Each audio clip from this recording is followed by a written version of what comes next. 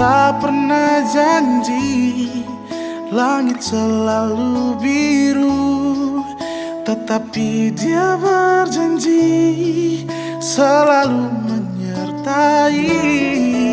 Tuhan tak pernah janji jalan selalu rata, tetapi Dia berjanji berikan kekuatan.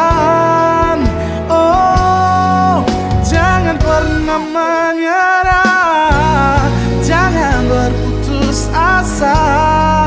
Mujizat Tuhan ada saat hati menyembah.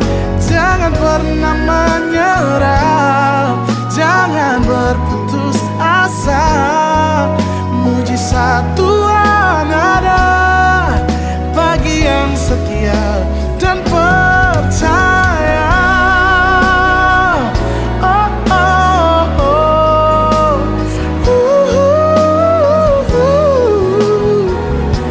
Oh, jangan pernah menyerah.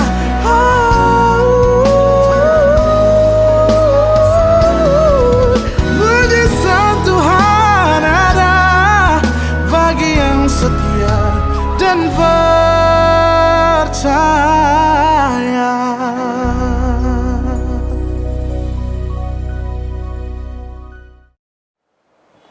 Shalom, jumpa lagi kita di hari Minggu. Kita akan beribadah. Mari kita mempersiapkan hati kita untuk datang kepada Tuhan kita, Yesus Kristus. Kita saat teduh.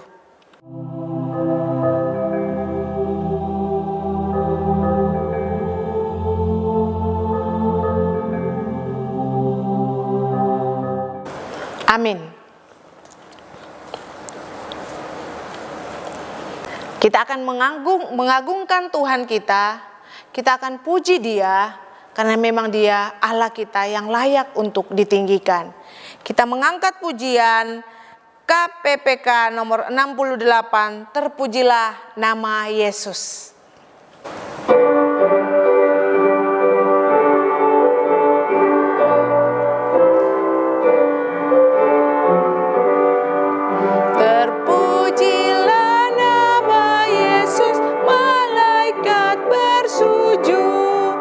Sembahkan mahkota mulia, beri hormat padanya.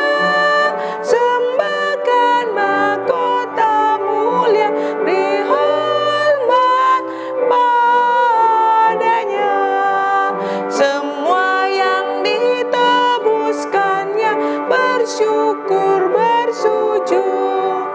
Anugerahnya selamatkanku, beri hormat padanya. Anugerahnya selamatkanku, beri hormat padanya. Bangsa-bangsa di dunia berhimpun bersujud. Pandanglah hormat mulianya, beri hormat padanya. Pandanglah hormat mulianya, beri hormat padanya. Bersama umat di surga bertelut bersujud bagi domba yang disembelih, beri hormat padanya. Bagi domba yang disembelih, beri hormat padanya.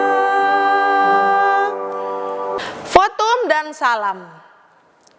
Kebaktian kita berlangsung dalam nama Bapa, Anak dan Roh Kudus.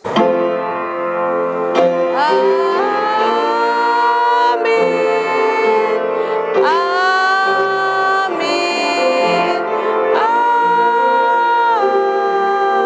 Amin. Tuhan beserta saudara. Kata pembuka terambil di dalam kitab Ibrani pasal 12 ayat 5b sampai ayat yang ke-6.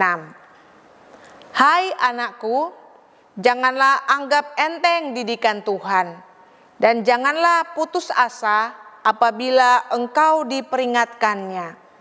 Karena Tuhan mengajar orang yang dikasihinya dan menyesah orang yang diakuinya sebagai anak.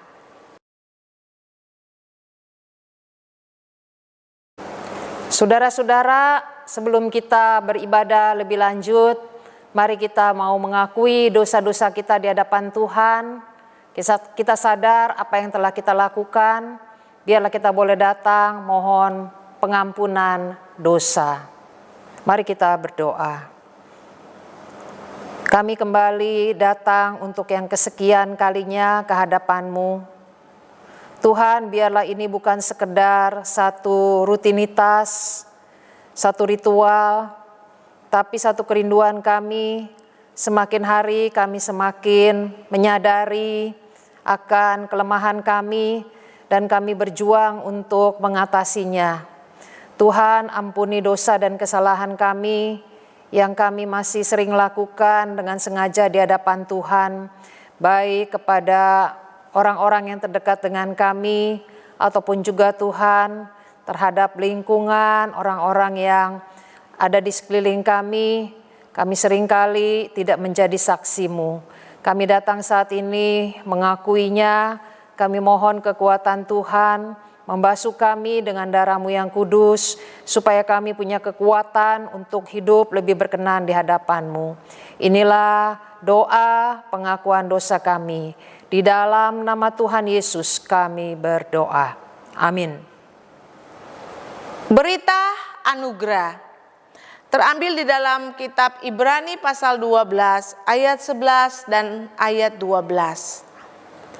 Memang tiap-tiap ganjaran pada waktu ia berikan tidak mendatangkan sukacita, tetapi duka cita. Tetapi kemudian ia menghasilkan buah kebenaran yang memberikan damai kepada mereka yang dilatih olehnya. Sebab itu kuatkanlah tangan yang lemah dan lutut yang goyah. Demikian berita anugerah dari Allah. Syukur kepada Allah. Kita akan masuk di dalam firman Tuhan. Hari ini akan disampaikan oleh Pendeta Melisa Sugi Hermanto. Sebelum itu kita akan mengangkat pujian Tuhan pasti sanggup.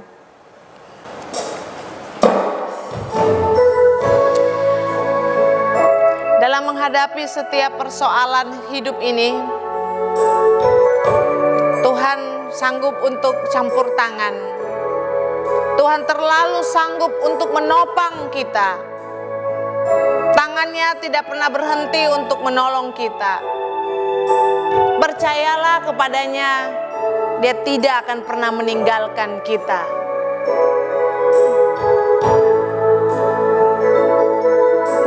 Tuhan pasti sanggup.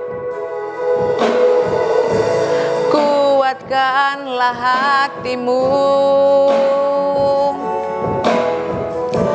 lewati setiap persoalan. Tuhan Yesus selalu menopangmu. Jangan berhenti harap padanya.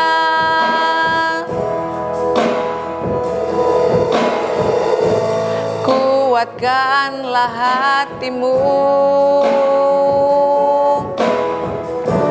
lewati setiap persoalan. Tuhan Yesus selalu menopangmu. Jangan berhenti harap padanya.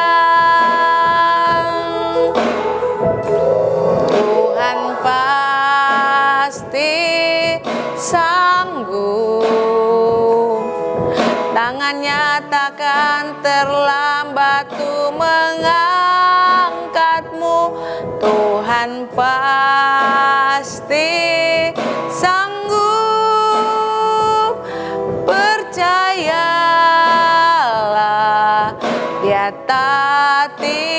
tinggalkanmu.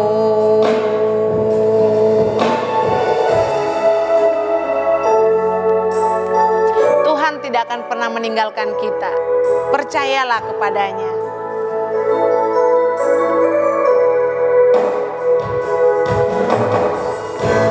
Kuatkanlah hatimu, lewati setiap persoalan. Tuhan Yesus selalu menopangmu. Jangan berhenti harap padanya. Tuhan pasti sanggup. Tangannya takkan terlambat untuk mengangkatmu. Tuhan masih sanggup. Percayalah, Dia tak tinggalkanmu.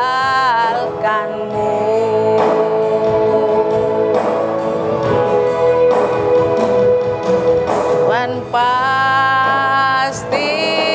sanggup. Tangannya takkan terlambat untuk mengangkatmu. Tuhan masih sanggup. Percayalah,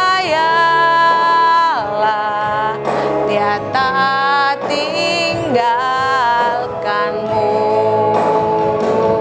Percayalah, Dia tak tinggalkanmu.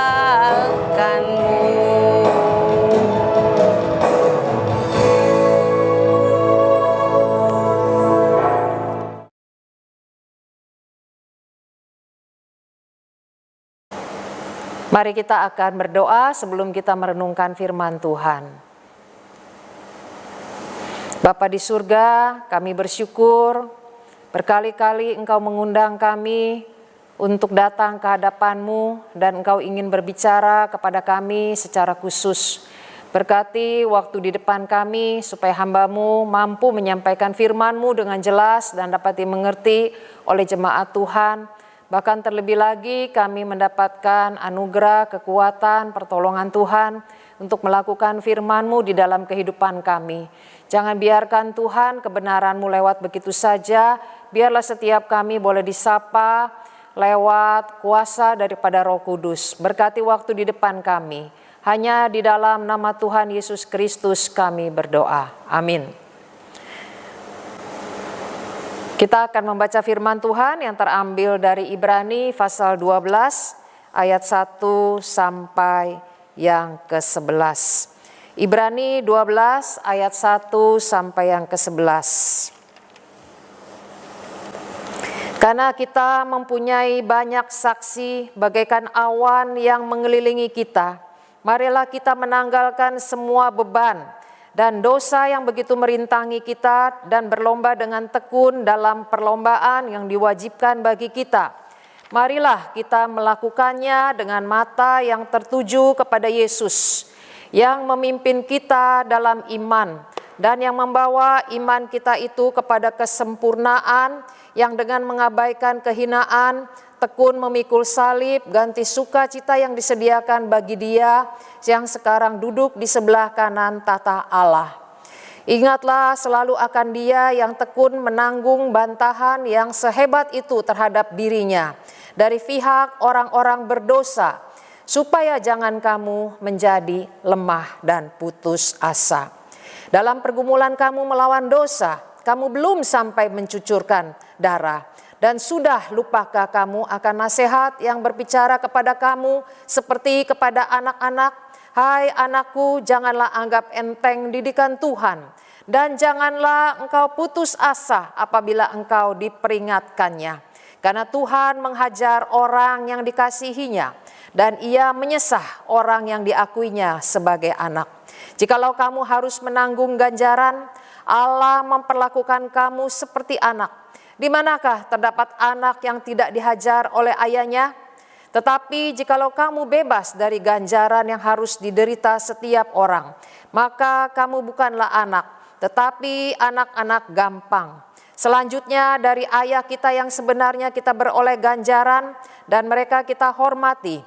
Kalau demikian bukankah kita harus lebih taat kepada Bapa segala roh supaya kita boleh hidup? Sebab mereka mendidik kita dalam waktu yang pendek sesuai dengan apa yang mereka anggap baik. Tetapi Dia menghajar kita untuk kebaikan kita supaya kita beroleh bagian dalam kekudusannya.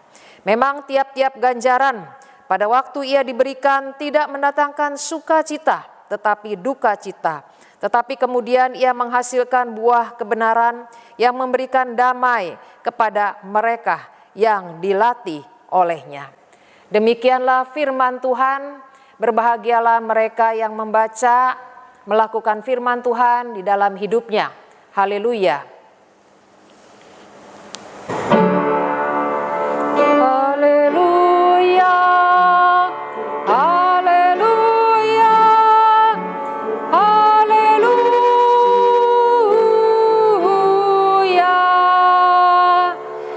Selamat pagi Bapak Ibu, kita akan membahas satu tema sebagai kelanjutan minggu yang lalu, mengapa Allah menentukan penderitaan untuk anak-anaknya.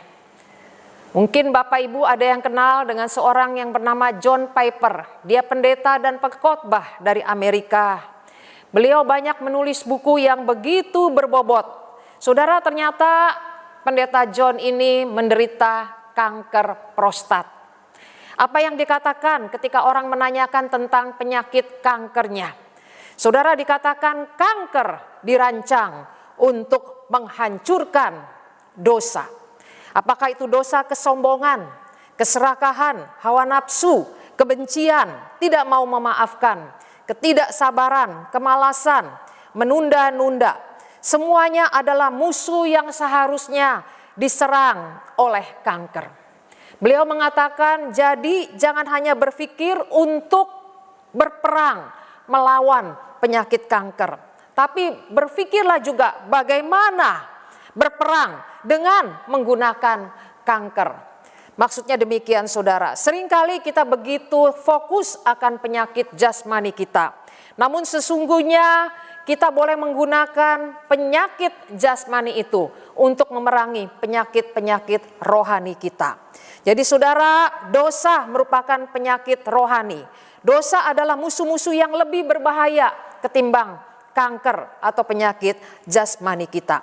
Oleh karena itu saudara, penyakit inilah yang perlu kita atasi di dalam hidup kita. Selain kita mengobati juga penyakit akan jasmani kita. Pendeta John Piper, dia berhasil melewati penderitaannya dan dia menjadi semakin kudus, semakin beriman kepada Allah. Saudara-saudara, God's Plan for You oleh J.I. Packer dikatakan penyakit jasmani seharusnya digunakan juga untuk menghancurkan penyakit rohani. Saudara, kita seringkali lupa ketika kita sakit memang kita harus pergi ke dokter, kita harus minum obat. Namun kita seringkali stop sampai di situ saja. Seharusnya kita juga harus pergi kepada Tuhan, yaitu dokter Yesus. Dan kita boleh bertanya kepadanya apa yang sebenarnya Tuhan ingin capai, yang sebenarnya Tuhan ingin kerjakan lewat penyakit jasmani kita ini. Saudara-saudara, dengan demikian kita mendapatkan manfaat dari penderitaan kita dan kita boleh bertumbuh. Saudara, terus terang saya kembali diingatkan ketika saya juga punya penyakit. Saya juga seharusnya bukan cuma mencari dokter jasmani yang terkenal, yang bisa mengobati penyakit, tapi juga datang kepada Yesus Kristus, yaitu dokter Yesus. Kita juga harus bertanya, penyakit rohani apalagi yang seharusnya juga kita perangi, yang seharusnya juga kita minta Tuhan sembuhkan.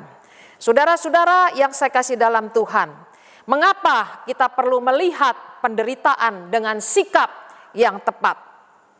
Kita lihat penulis surat Ibrani ingin kita menyadari akan dua hal. Yang pertama dikatakan di dalam Ibrani 12 ayat yang pertama, kita mempunyai banyak saksi. Saksi itu menunjuk kepada Ibrani pasal 11 ya. Di dalam Ibrani 11 ayat 36 dikatakan ya, para saksi iman ini mereka diejek dan diderah, dibelenggu dan dipenjarakan.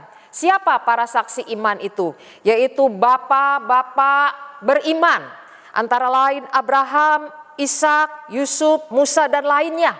Mereka juga banyak mengalami didikan Tuhan, padahal mereka saleh. Namun saudara, ketika mereka menderita, mereka dididik, mereka dibentuk oleh Tuhan, mereka tidak putus asa, mereka mampu, mereka taat melewati penderitaan atau didikan Tuhan tersebut. Yang kedua, kita melihat juga bahwa Yesus juru selamat kita mengalami penderitaan. Ketika dia berinkarnasi, dia menjadi manusia, dia mengosongkan diri, dia melepaskan hak-haknya sebagai Allah. Dia mengalami penderitaan sebagai pencipta, dia menjadi ciptaan. Begitu juga ketika Yesus dia disalibkan. Saudara, dia mengalami satu penderitaan. Bagaimana mungkin pencipta itu disalibkan, dia diolok dan dia itu disiksa. Kita melihat sejak dia berinkarnasi, dia sudah kelihatan begitu lemah, hanya menjadi seorang bayi. Bahkan ketika Yesus disalibkan, dikatakan 2 Korintus 13 ayat yang keempat, waktu ia disalibkan, ia lemah. Saudara-saudara, melalui hal ini kita melihat bahwa saksi iman ya dan Yesus Kristus, mereka mengalami penderitaan dan mereka mampu menjadi saksi. Dikatakan seperti awan yang begitu mengelilingi kita. Ketika kita melihat tokoh Abraham, ketika kita melihat tokoh Musa, mereka berhasil menjadi saksi iman. Seharusnya kita juga berhasil mengalami kemenangan sebagaimana yang sudah mereka lakukan. Saudara, kalau Kristus tidak malu tampak lemah pada waktu dia berinkarnasi, pada waktu dia disalibkan, bukankah seharusnya kita juga tidak perlu malu ataupun salah mengerti tentang penderitaan yang Tuhan izinkan terjadi di dalam hidup kita. Saudara, kita melihat Yesus itu adalah kelemahan Allah, tapi juga merupakan kekuatan Allah. Karena dikatakan di 2 Korintus 13 ayat yang keempat, ya, pada waktu Yesus bangkit, namun sekarang ia hidup karena kuasa Allah. Meskipun pada waktu dia disalibkan, dia nampak begitu lemah, tapi pada waktu dia dibangkitkan, kita melihat kekuatan Allah, kuasa Allah. Jadi disalib, Yesus memperlihatkan akan kelemahan Allah. Disalib juga ketika Yesus dibangkitkan, dia memperlihatkan akan kekuatan Allah. Dan itu jugalah yang seharusnya kita mengerti tentang penderitaan. Saudara, kita seringkali salah di dalam memahami akan penderitaan. Pada waktu Allah mengizinkan kita punya persoalan, ada tekanan, ada kesulitan, kita seringkali menganggap bahwa Allah tidak mengasihi kita. Atau kita menganggap bahwa Allah itu tidak berkuasa, sehingga dia sepertinya berpangku tangan saja membiarkan kita menghadapi akan semuanya itu. Atau kita menganggap bahwa Allah itu tidak sepantasnya mengizinkan kita mengalami begitu banyak penderitaan. Seharusnya Allah memberikan kita hak-hak yang begitu istimewa sebagai anak-anaknya. Seharusnya hidup kita itu lancar-lancar saja. Saudara, kalau kita melihat kembali kepada para saksi iman dan Yesus Kristus, dia saja menderita. Saudara-saudara, bukankah seharusnya kita juga melihat penderitaan itu dengan persepsi yang tepat? Mereka bisa menghadapi penderitaan, mereka tidak putus asa dan mereka tidak menganggap enteng penderitaan itu, tapi mereka taat dan tunduk, bahkan mereka bisa menjadi saksi Tuhan. Saudara, demikian juga seharusnya kita. Pada waktu kita mengalami pergumulan, kita mengalami penderitaan, tekanan, seharusnya waktu kita merasa lemah, kita boleh datang kepada Tuhan dan kita boleh bersandar kepada Tuhan supaya kita juga boleh mengalami kekuatan Tuhan. Jadi saudara, itulah yang Allah inginkan di dalam kehidupan kita. Kita melihat biarlah penderitaan kita adalah penderitaan yang bermanfaat. Kita boleh dipakai menjadi saksinya. Saudara, hari ini kita akan belajar poin yang kedua, hanya satu poin saja hari ini. Mengapa Allah menentukan penderitaan untuk anak-anaknya? Penderitaan untuk memperdalam iman dan kekudusan. Penderitaan untuk memperdalam iman dan kekudusan. Penulis surat Ibrani menggunakan para ayah di dunia sebagai gambaran.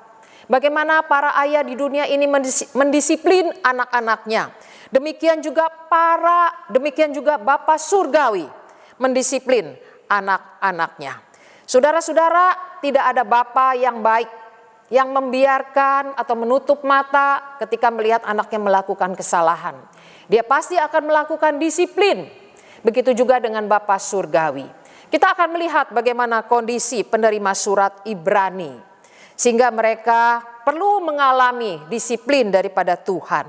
Saudara, mereka diminta untuk membuang dosa-dosa karena itu menghambat pertumbuhan iman. Di dalam Ibrani 12 ayat yang pertama, menanggalkan semua beban dan dosa. Semua beban artinya kecintaan, perhatian yang berlebihan terhadap tubuh atau hal-hal yang duniawi. Saudara, perhatian yang berlebihan atau kegemaran atau hobi terhadap hal-hal yang duniawi itu merupakan beban yang berat bagi jiwa. Sehingga saudara, membuat kita tidak bisa menaati perintah Tuhan. Karena kita lebih cinta, kita lebih gemar, kita lebih hobi akan hal-hal yang duniawi. Sehingga saudara, dikatakan kita tidak akan bisa memenangkan perlombaan itu yang diwajibkan kepada kita. Jadi saudara, kita lihat penulis surat Ibrani yang diduga adalah Rasul Paulus, tapi ada juga yang mengatakan bukan Paulus. Ya, kita tidak terlalu mempersoalkan. Dikatakan penerima surat Ibrani ini dalam kondisi iman mereka tidak bertumbuh dan mereka mengabaikan akan hidup kekudusan, sehingga Allah perlu mengajar mereka. Saudara, apakah saat ini kerohanian kita seperti penerima surat Ibrani?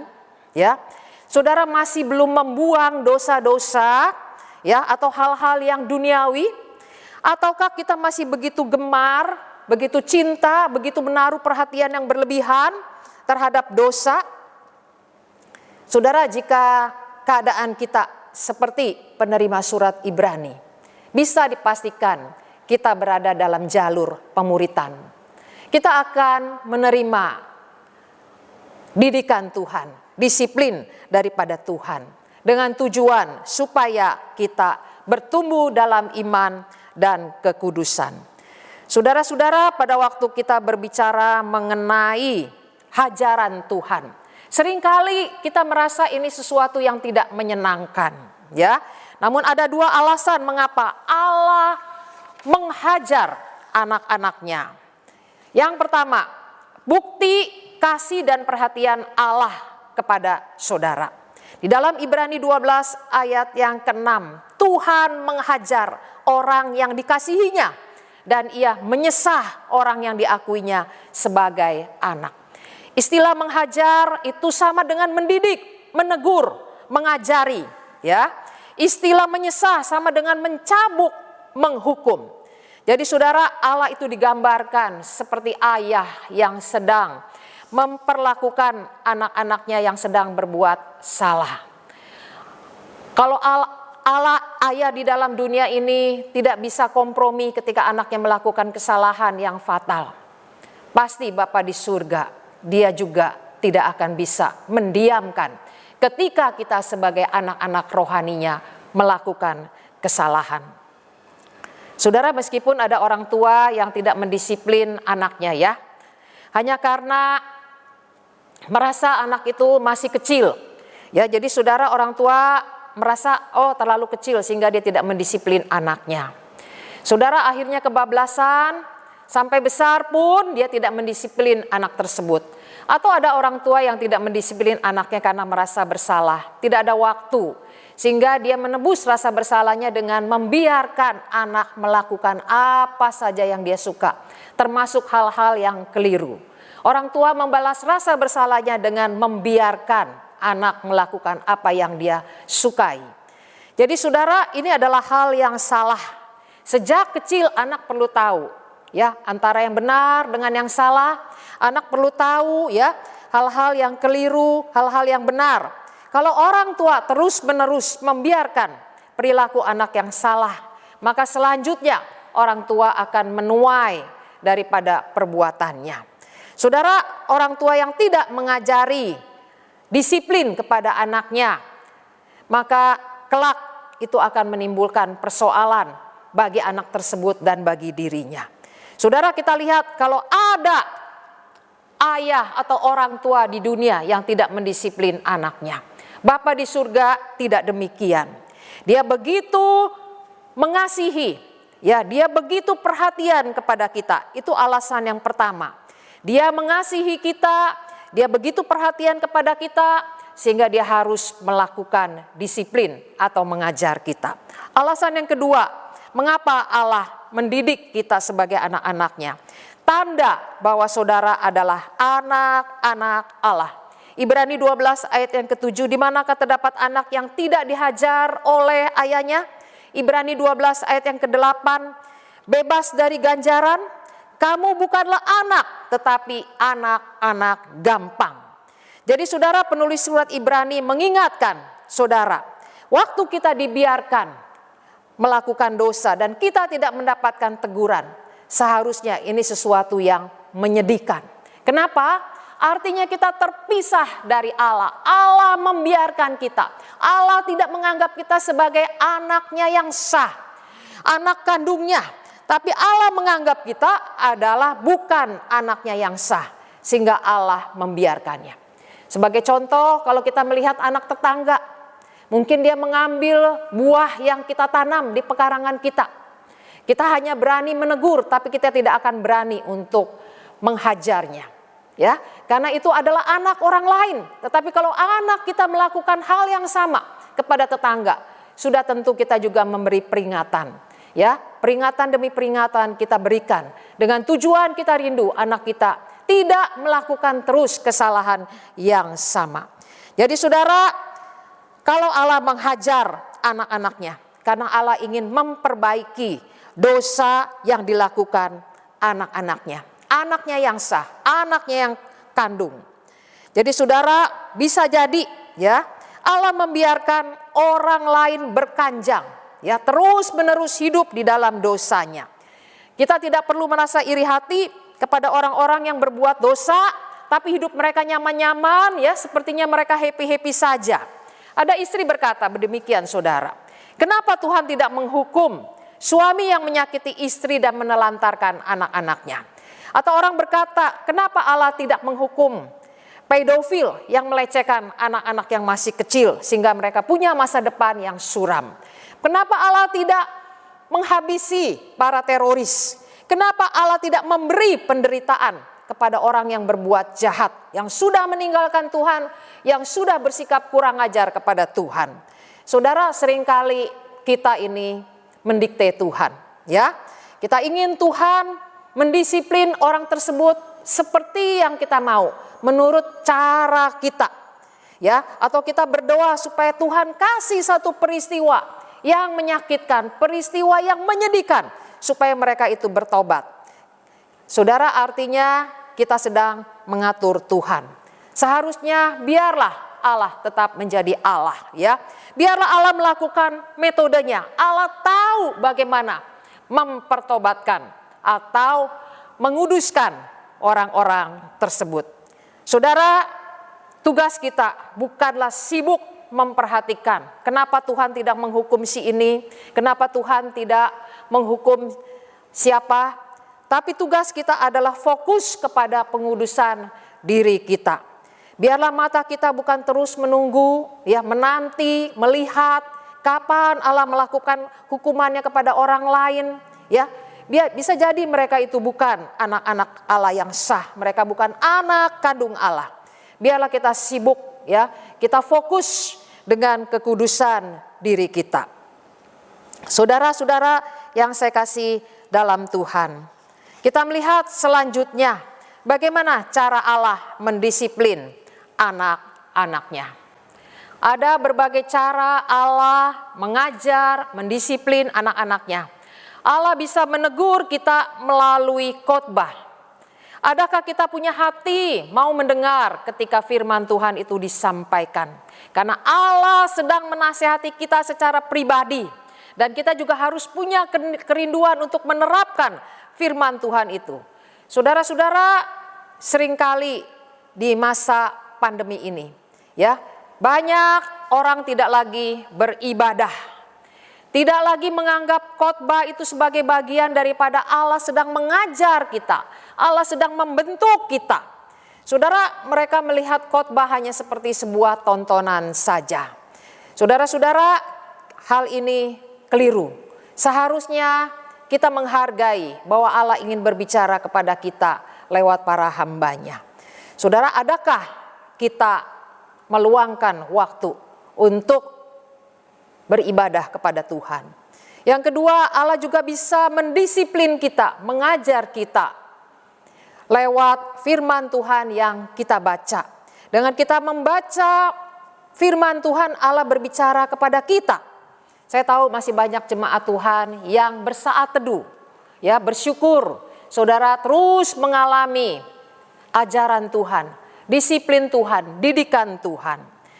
Kita lihat Allah juga bisa mendisiplin kita dengan tangannya, ya, ketika Petrus sombong dan mulai merasa puas diri. Saudara, Yesus mengajar Petrus lewat seorang hamba perempuan dan ayam berkokok. Seorang hamba perempuan berkata kepadanya, "Engkau juga selalu bersama-sama dengan Yesus orang Galilea itu?" Saudara, saat itu Petrus pun ketakutan. Dikatakan di dalam Yohanes 18 ayat 27, ketika itu berkokoklah ayam. Saudara, Tuhan sudah mengingatkan kepada Petrus. Dan Tuhan kembali mengingatkan bahwa ketika ayam berkokok, engkau menyangkal aku 3 kali. Dengan tangannya sendiri, Tuhan Yesus mendisiplin Petrus lewat hamba perempuan dan ayam yang berkokok. Allah juga bisa memakai suatu penyakit. Di dalam 1 Korintus 11 ayat 30, Paulus berbicara mengenai perjamuan Tuhan. Sebab itu banyak di antara kamu yang lemah dan sakit, dan tidak sedikit yang meninggal. Saudara, pada waktu kita sakit, kita merasa kita tidak berdaya. Kita merasa bahwa kita sendiri, tidak ada orang yang mengerti, ya. Ini membuat kita akhirnya berkomunikasi dengan Tuhan dan bersandar kepada Tuhan. Saudara, banyak orang mengalami kedekatan dengan Tuhan justru di saat-saat dia sakit. Saudara, kita melihat Allah juga bisa memakai musuhnya sendiri, yaitu iblis, untuk mendisiplin kita. Yaitu kisah daripada Ayub, ya. Saudara, terlepas dari kegagalan dan dosa Ayub, maksud Allah tercapai. Akhirnya setelah Ayub mengalami penderitaan, Ayub menjadi orang yang lebih setia kepada Allah. Kita juga melihat bagaimana Yesus, roh memimpin Yesus, dan pencobaan iblis pun akhirnya bertemu, sehingga Tuhan kita dapat dibentuk sesuai dengan maksud Allah untuk menjadikan Yesus sebagai juru selamat kita. Saudara, yang terakhir, Bapak juga bisa memakai penderitaan, tekanan, persoalan untuk mendidik dan mengajar kita. Kita bisa melihat kisah Yusuf di dalam Kejadian 45, ya. Dikatakan, dialah yang telah menempatkan aku sebagai bapa bagi Firaun. Allah telah menempatkan aku sebagai tuan atas seluruh tanah Mesir. Saudara, Yusuf sadar bahwa penderitaan yang dialami ini justru membawa dia ke tempat yang Allah kehendaki. Dan Tuhan memakai Yusuf secara luar biasa, menjadi tuan atas seluruh Mesir. Penderitaan yang Yusuf alami juga mempersiapkan Yusuf menjadi pribadi yang lebih dewasa. Anak yang kecil yang selalu dimanja oleh ayahnya, menjadi tangan kanan atau orang kedua di tanah Mesir. Saudara-saudara, di tengah pandemi atau kesulitan, apa yang saudara lakukan agar kita boleh memperdalam iman dan kekudusan kita? Adakah kita mendekatkan diri kita kepada Tuhan? Apakah justru di masa pandemi rohani kita menjadi rontok, merosot, karena kita tidak peduli lagi akan khotbah ataupun juga saat teduh? Atau saudara, pada waktu pandemi kita justru merasa begitu dekat, kita punya banyak waktu untuk mendekatkan diri kita kepada Tuhan lewat khotbah-khotbah, buku-buku rohani, lewat kita membaca firman Tuhan. Saudara, saya tidak tahu apa yang saudara lakukan di tengah-tengah pandemi yang dianggap adalah satu penderitaan bagi begitu banyak orang. Apakah kita melakukan, ya, terkadang kita itu meremehkan ketika kita melihat yang terjadi di India, di Sungai Gangga. Mereka menganggap sungai ini adalah sungai yang suci, di mana mereka boleh berkumpul dan mereka akan terjauh dari berbagai malapetaka ataupun penyakit. Sehingga di situ mereka mandi bersama, menggunakan air itu juga untuk minum, karena mereka menganggap segala sesuatu yang masuk ke sungai itu menjadi suci. Saudara, kesalehan yang keliru menebar penyakit yang akhirnya membawa begitu banyak jutaan orang yang meninggal dunia. Namun saudara, adakah kita melihat hal yang positif? Di tengah penderitaan, mereka mencari Allah, mereka mendekatkan diri kepada Allah, bersama-sama mereka memohon. Mereka datang ke Sungai Gangga untuk melakukan satu ritual. Meskipun ini adalah hal yang kerilu, tapi kita melihat semangat mereka untuk mencari Tuhan dan mendekatkan diri mereka kepada Tuhan. Saudara-saudara yang saya kasih dalam Tuhan, bagaimana dengan kita? Adakah penderitaan yang kita alami memperdalam iman dan kekudusan hidup kita? Saudara, kekudusan itu bisa kita capai ketika kita bersatu dengan Kristus. Kalau kita sudah percaya kepada Kristus. Kenapa? Karena Kristus akan mengutus Roh Kudus ke dalam hati saudara dan menggantikan keinginan berdosa dengan keinginan hidup kudus. Namun saudara, banyak anak Tuhan yang puas hanya dengan pembenaran, ya. Pembenaran dan pengudusan adalah karunia yang diberikan Allah secara cuma-cuma, ya. Saat saudara dibenarkan, saudara pun mulai dikuduskan. Ketika kita percaya kepada Yesus, kita dibenarkan, kita juga langsung dikuduskan. Dalam pembenaran, perbuatan baik yang kita lakukan tidak punya arti apa-apa. Ya, hanya iman kepada Kristus yang kita butuhkan kalau kita ingin dibenarkan secara status di hadapan Tuhan. Di dalam pengudusan, saudara, kita bertindak, ya. Kita harus bertempur, kita harus berjaga-jaga, kita harus berdoa, kita harus berjuang, kita harus berjerih lelah untuk mendapatkan kekudusan itu. Kita tidak hanya terima seperti ketika kita dibenarkan. Saudara, pembenaran tidak bertumbuh dan bertambah. Saudara dibenarkan oleh Allah dengan kadar yang sama saat saudara pertama kali percaya. Dan saat kapanpun status dibenarkannya itu sama. Tapi pengudusan butuh kerjasama kita, butuh usaha kita. Harus bertumbuh, harus bertambah sepanjang hidup kita. Saudara, pembenaran adalah karya Allah di luar kita dan tidak kelihatan oleh orang lain. Tapi pengudusan ialah karya Allah di dalam kita dan dapat dilihat oleh orang-orang di sekitar kita. Saudara, kebanyakan kita nyaman dengan status pembenaran yang diberikan Allah dan kita merasa kita sudah mendapatkan tiket untuk masuk ke surga sehingga kita berhenti untuk berjuang hidup kudus. Saudara, bagaimana dengan kita? Apakah kita sudah berhenti untuk berjuang atau kita masih berjuang untuk hidup kudus? Ibrani 12 ayat yang ke-14. Tanpa kekudusan tidak seorang pun akan melihat Tuhan. Jadi saudara, bahaya dari keadaan yang tidak kudus. Apa? Tanpa kekudusan tidak ada keselamatan. Jadi ibadah yang kita lakukan menjadi sia-sia karena kita tidak lagi berjuang untuk hidup kudus. Saudara, kita sadari kita masih mempunyai kelemahan. Kita masih punya natur dosa. Biarlah kekudusan tetap menjadi tujuan hidup kita sebagai orang percaya. Jadi saudara, kita tidak lagi berbicara bagaimana saya bisa hidup kudus, ya. Keadaan saya aja sekarang seperti ini, keluarga saya demikian, ekonomi saya demikian, tetapi apa yang kita mau upayakan untuk menjadi seperti apa nanti kita itu kelak, itu harus kita pikirkan. Saudara, apa yang harus kita lakukan di tengah pandemi, di tengah-tengah penderitaan? Ketika kita pertama kali percaya kepada Yesus, kita datang kepada Yesus sebagai orang berdosa dan menyatakan kebutuhan kita akan Kristus. Seharusnya itu juga yang terus kita lakukan, ya. Kita terus datang kepada Kristus. Ya, dikatakan ketika kita datang kepada Tuhan kita Yesus Kristus, maka dari dalam hatinya mengalir aliran air hidup. Mengapa ada orang percaya yang tidak bertumbuh?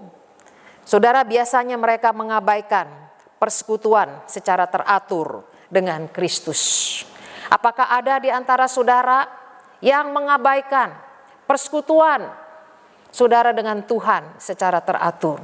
Tidak heran kalau kita tidak memiliki iman yang semakin dalam dan tidak semakin menyerupai Kristus karena kita mengabaikan persekutuan dengan Kristus. Kita merasa kita sanggup dengan kekuatan kita sendiri menghasilkan buah-buah roh. Firman Tuhan mengatakan, di luar aku kamu tidak dapat berbuat apa-apa. Saudara, kita juga harus menyadari kita orang berdosa pada saat kita memulai perjalanan kita sebagai orang percaya. Dan kita tetap orang berdosa sementara kita melanjutkan dan bahkan sampai akhir hidup kita. Artinya apa saudara? Masih ada dosa-dosa yang harus terus kita perangi. Kita tidak boleh merasa kita ini orang yang benar-benar sudah kudus. Sehingga tidak perlu ada lagi yang perlu kita perjuangkan. Membuat kita menjadi lengah. Membuat kita menjadi begitu ceroboh. Membuat kita menjadi santai. Tidak lagi berjuang untuk mencapai apa yang menyenangkan hati Tuhan. Saudara-saudara, kalau begitu kita harus berusaha sekuat tenaga mencapai standar tertinggi dari kekudusan. Bapamu di surga, hendaklah kamu sempurna sama seperti Bapamu di surga. Inilah yang menjadi target Tuhan. Saudara, adakah kita makin berkenan, makin serupa, ya? Adakah kita makin bertumbuh di dalam iman kita pada waktu kita punya persoalan? Ataukah persoalan itu justru membuat kita meragukan akan kasih Tuhan? Saudara, biarlah kesulitan, persoalan, penderitaan yang kita alami membawa kita boleh semakin bertumbuh di dalam iman dan kekudusan. Saya akan menyimpulkan penderitaan, persoalan biarlah kita gunakan sebagai kemuliaan bagi nama Tuhan. Sebagaimana pendeta John Piper, dia menggunakan penyakit kankernya sebagai alat untuk dia bersaksi. Kita juga boleh melihat para saksi iman di dalam Alkitab, dan Yesus Kristus pun mengalami penderitaan dan mereka taat dan tunduk. Mereka tidak menganggap sepele penderitaan tersebut. Saudara, Tuhan mengizinkan penderitaan untuk anak-anaknya bukan supaya mereka kewalahan, bukan supaya mereka akhirnya kehabisan akal, tapi untuk memperdalam iman dan kekudusan. Oleh karena itu, ketika kita tidak bertumbuh di dalam iman, maka kita berada dalam jalur pemuritan. Allah akan mendidik kita. Saudara, alasan Allah mendidik kita jelas, yaitu bukti dan perhatian kita. Bukti dan perhatian Allah kepada kita. Dan tanda bahwa kita adalah anak-anak Allah. Allah memiliki berbagai metode untuk mendisiplin, membentuk kita. Namun salah satu metode yaitu melalui penderitaan. Biarlah saudara, kalau kita ingin melalui berbagai kesulitan, kita bertumbuh, mari kita mulai dengan Allah seperti pertama kali kita percaya kepadanya. Dan kita terus berjalan bersama dengan Allah lewat saat teduh, lewat khotbah-khotbah yang disampaikan. Biarlah sekali lagi Tuhan menolong kita. Amin.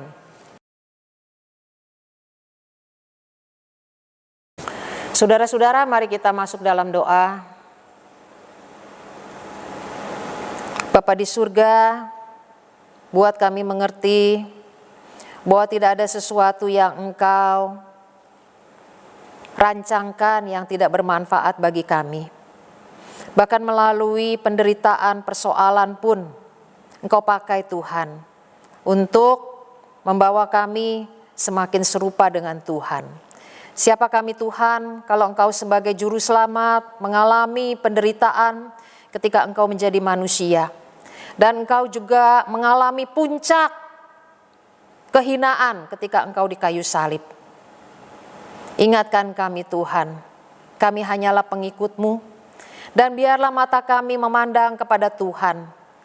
Dan kami tahu Tuhan, penderitaan yang kami alami belum sampai mencucurkan darah. Kami sudah punya banyak saksi iman, dan biarlah itu juga memberi kepada kami semangat untuk kami juga mampu menekuni jalan pemuritan yang Kau izinkan terjadi di dalam hidup kami.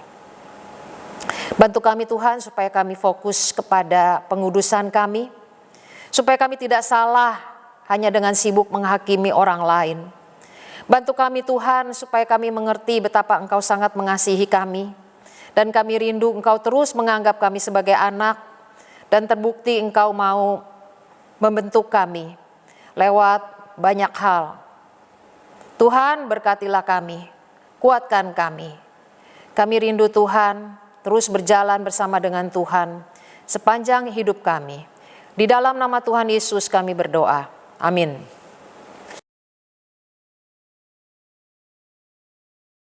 Kita akan masuk di dalam pengakuan iman rasuli. Aku percaya kepada Allah Bapa yang Maha Kuasa, Khalik langit dan bumi, dan kepada Yesus Kristus anaknya yang tunggal Tuhan kita, yang dikandung dari Roh Kudus, lahir dari anak darah Maria, yang menderita sengsara di bawah pemerintahan Pontius Pilatus, disalibkan, mati dan dikuburkan, turun ke dalam kerajaan maut. Pada hari yang ketiga, bangkit pula dari antara orang mati, naik ke surga, duduk di sebelah kanan Allah Bapa yang Maha Kuasa, dan dari sana Ia akan datang untuk menghakimi orang yang hidup dan yang mati. Aku percaya kepada Roh Kudus, gereja yang kudus dan am, persekutuan orang kudus, pengampunan dosa, kebangkitan orang mati, dan hidup yang kekal. Amin.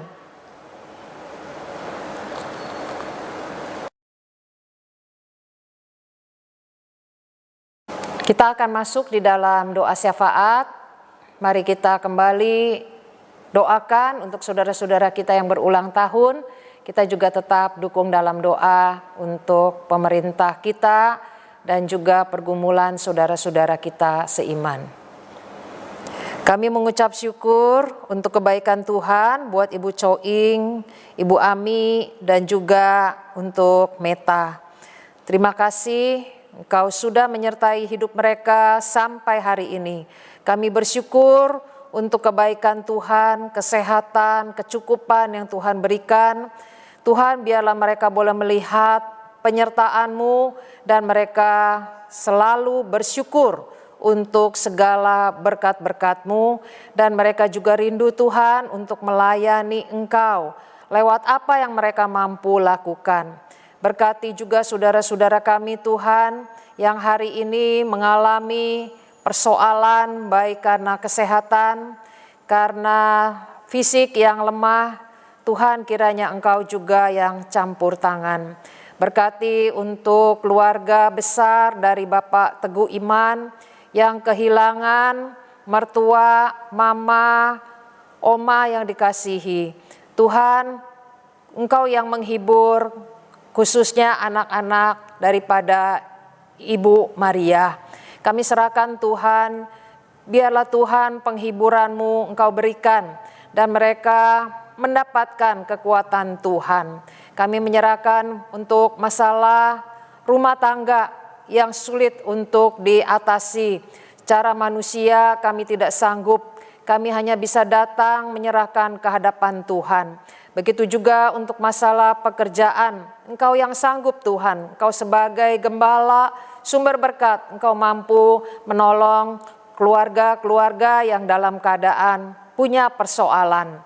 Kami menyerahkan juga Tuhan untuk keharmonisan keluarga. Tuhan hadir dan Tuhan yang kembali memberikan kerendahan hati kepada kami masing-masing.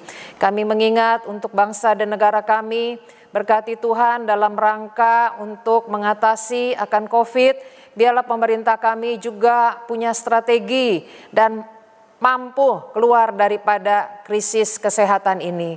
Kami menyerahkan Tuhan untuk Menteri Kesehatan, Tuhan memberkati, Tuhan yang memakai, biarlah seluruh menteri juga bekerja sama membawa negara kami Tuhan ke arah yang lebih baik.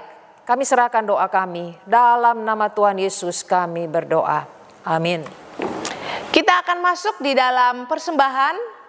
Sebelum itu kita akan membaca nats persembahan terambil di dalam 2 Korintus pasal 8 ayat yang kedua.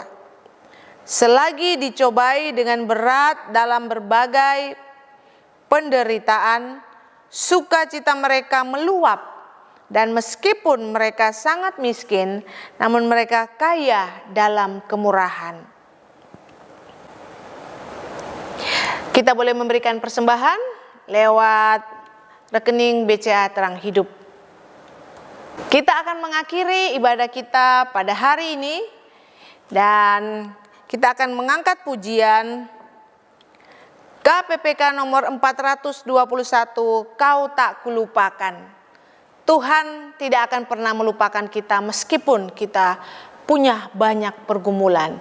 Dia akan menuntun kita, Dia akan menopang kita setiap saat.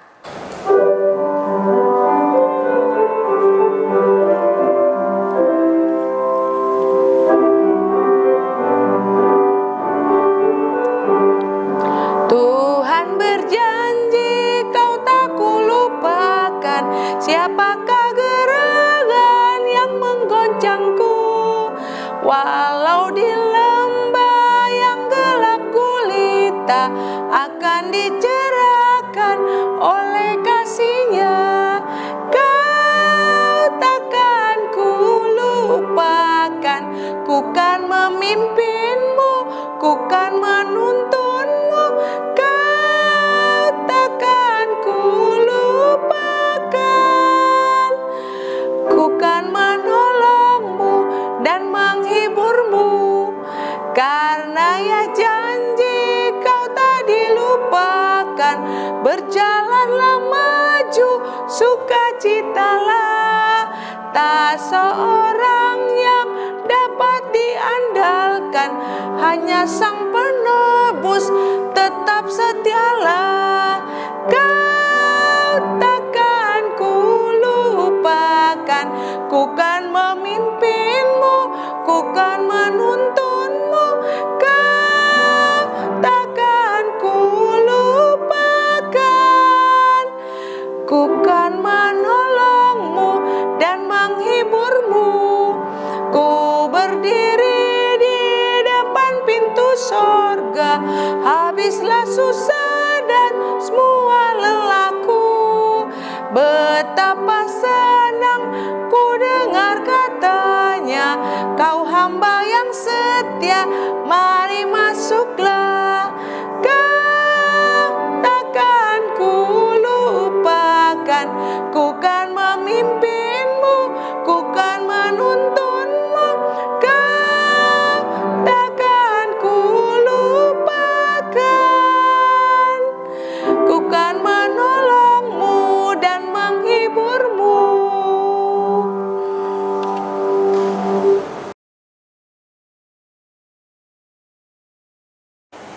Saudara-saudara, saya undang untuk berdiri, kita akan menerima berkat Tuhan. Saya akan bacakan dari Ibrani 12 ayat yang kedua. Marilah kita melakukannya dengan mata yang tertuju kepada Yesus, yang memimpin kita dalam iman, dan yang membawa iman kita itu kepada kesempurnaan, yang dengan mengabaikan kehinaan, tekun memikul salib, ganti sukacita yang disediakan bagi Dia yang sekarang duduk di sebelah kanan tatah Allah. Terimalah berkat Tuhan, kasih karunia dari Tuhan Yesus Kristus yang sudah menderita bagi kita. Dia telah melakukan pengorbanan yang sempurna di kayu salib. Cinta kasih dari Allah Bapa yang sudah menciptakan dunia bersama dengan Allah Tritunggal, cinta kasih dan juga penghiburan daripada Allah Roh Kudus menyertai hidup kita dari sekarang sampai Tuhan datang yang kedua kalinya. Diberkatilah engkau dalam engkau menjalani kehidupan di masa pandemi ini, dari sekarang sampai selama-lamanya. Amin.